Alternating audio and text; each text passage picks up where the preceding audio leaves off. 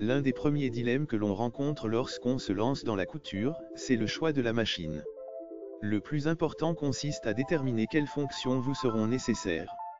Il n'est pas utile de partir sur un modèle trop sophistiqué si vous n'êtes pas certaine que la couture vous plaira. Mais gardez également à l'esprit qu'une machine bon marché ne sera pas toujours une bonne affaire. L'idéal c'est à la fois une machine simple d'utilisation et proposant suffisamment de possibilités pour vous permettre de progresser. Pour bien choisir sa machine à coudre, il est important de prendre en compte ses désirs créatifs et le temps que l'on souhaite y consacrer, occasionnel ou régulier, reprise, habillement, décoration, patchwork, broderie ou encore le type de tissu que l'on souhaite travailler.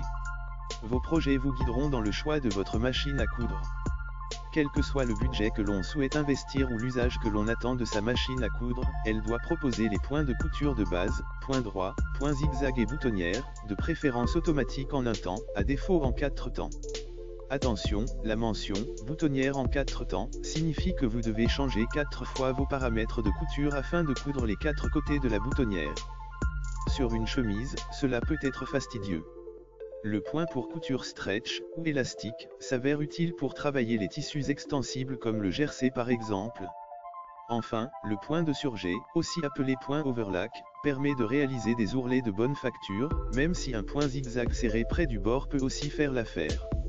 La machine à coudre doit proposer un minimum de pieds presseurs, ou pieds de biche, 4 dans l'idéal, un classique, un pour les fermetures éclairs, un pour les boutonnières et éventuellement un pose-bouton, pour cadrer les boutons.